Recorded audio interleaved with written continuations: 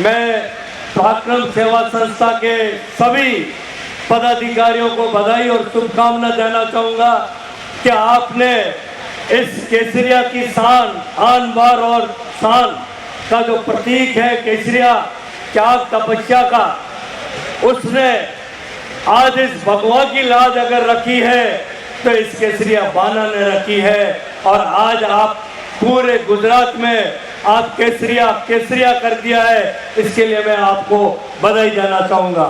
इस अवसर पर साथियों, मैं आपको एक बात निवेदन करना चाहूँगा कि हमारा गौरवशाली इतिहास है, लेकिन उस इतिहास को पन्नों में कहीं गुम कर दिया गया है। ये बात मैंने राजस्थान की विधानसभा में और मेरा हौसला अफजाई करने वाले आदरणीय राजेंद्र सिंह जी राठौड़ साहब, जिन्होंने मेरा हौसला अफजाई किया, और वो बात मैंने राजस्थान की विधानसभा में रखी जो कभी किसी ने इससे पूर्व रखी नहीं होगी, कल्पना भी नहीं की होगी। वो राजपूत समाज और क्षत्रिय गौरव की बात को राजस्थान की विधानसभा में इस 70 वर्षों के इतिहास में इस आपके खुशवीर सिंह ने रखी है।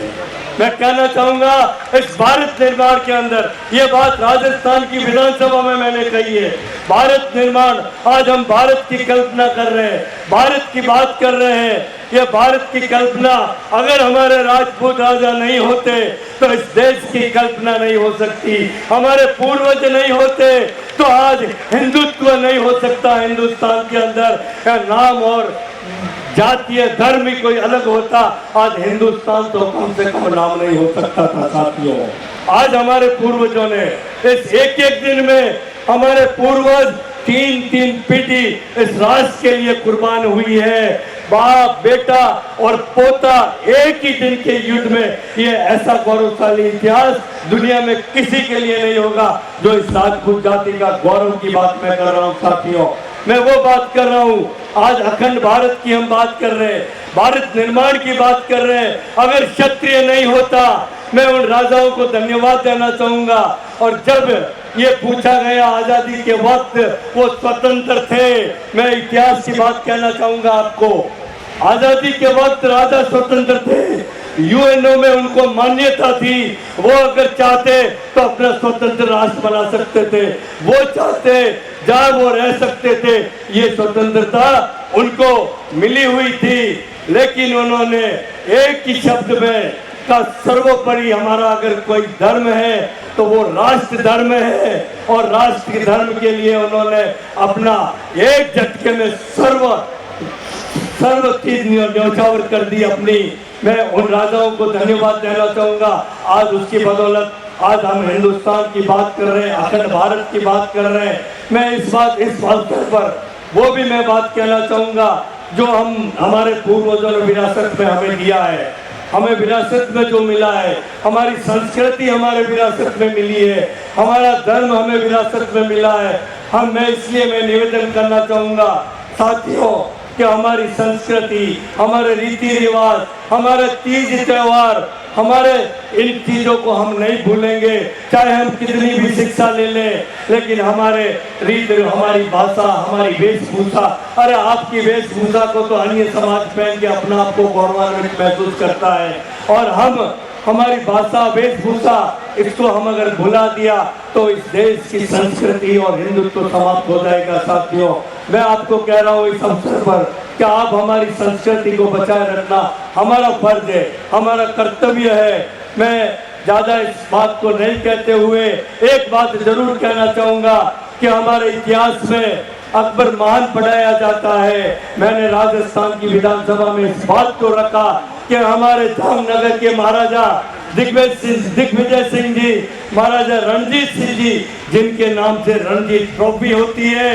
अरे पोलैंड देश के अंदर आज हिंदुस्तान या दुनिया का कोई ऐसा राष्ट्र नहीं है साथियों जहाँ पे किसी व्यक्ति के नाम से पार्लियामेंट के अंदर शपथ ली जाती है। और पोलैंड राष्ट्र एक ऐसा राष्ट्र है जहाँ इस गुजरात के हमारे गौरव, हमारे दिग्विजय सिंह जी महाराजा के नाम से पोलैंड की पार्लियामेंट के अंदर शपथ ली जाती है साथियों। इससे बढ़कर गौरव क्या हो सकता है। फिर भी हम तो अकबर महान ही बनाएंगे। मैं कहना चाहूंगा हमारे इतिहास को तोड़ मरोड़ कर रखा है। इस राजपूत के इतिहास को हमारे तोड़ मरोड़ के जो प्रस्तुत किया है, और इसके लिए साथियों हम लोग जिम्मेवार है, हम राजनीति दल जिम्मेवार है। हमारी रोटियां सेकने के लिए, हमें वोट बटोरने के लिए हमने इस राजपूत को एक विलेन के रूप में प्रस्तुत किया है। और अगर दूसरा कोई किया है इस राजपूत को विलेन के रूप में प्रस्तुत, तो इस फिल्म जगत ने किया है अपने पैसे कमाने के लिए, अपना व्यवसाय चलाने के लिए इस राजपूत समाज की छवि को टूट बेहतर करके रख दी है। मैं चाहूंगा साथियों, जिस तस्वीर को बदल के रखा है इन फिल्म इंडस्ट्री ने, इन राजनेताओं ने, और मैं कहना चाहूंगा मैं आज हम बाबा साहब की बात करते हैं, ये मैंने राजस्थान की विधानसभा में कही है कि बाबा साहब को हम याद करते हैं। खुला कहा, खुले मंच के माध्यम से मैंने कहा, अरे इसलिए करते हैं कि उनके वोट हमें बटोरने हैं, इसलिए हम बाबा साहब को याद करते हैं। ये राजनीति पार्टियां, अरे उस जौहरी को क्यों नहीं याद करते हो जिसने कोई नूर को तराशा है? वो बड़ौदा के महाराजा सियाजी राव गायकवाड़ है, जिन्होंने बाबा साहब को स्कूली शिक्षा दी, कॉलेज की शिक्षा दी बाबा साहब को। उन्होंने इंग्लैंड भेजा, उनको वकालत करवाई, और अपने ही आर्मी में उस वक्त आरक्षण की व्यवस्था नहीं थी साथियों, और अपने आर्मी के अंदर सर्वोच्च पद से उनको नवाजा है। अरे उनको कोई याद नहीं करेगा क्योंकि उनका वोट बैंक संगठित नहीं है। आप सोचो, इस चुनौती का आज यहाँ से एक संदेश लेके जाएंगे, इस चुनौती को स्वीकार करके जाएंगे। अरे सियाजी राव गायकवाड़ को कोई याद नहीं करता है, कोई राजनीति दल याद नहीं करती। उनको तो विलेन के रूप में प्रस्तुत किया, उन राजाओं को विलेन के रूप में प्रस्तुत किया। उनके बिना इस भारत की कल्पना अधूरी होती, भारत देश कम से कम निर्माण नहीं हो सकता था साथियों। मैं समय अधिक हो गया है और किसी बात अवसर पर मैं मेरी मन की बात आपको प्रस्तुत करूंगा, लेकिन आज यहाँ से एक संकल्प लेकर जाएंगे। और मैं धन्यवाद दूंगा मैं पराक्रम सेवा संस्था को, जिन्होंने इन युवाओं के लिए स्किल डेवलपमेंट की बात, एंटरप्रेन्योर की बात जो आप प्रशिक्षण देने की जो बात कर रहे हैं, मैं आपका इसके लिए बहुत बहुत धन्यवाद और साधुवाद देना चाहूँगा साथियों।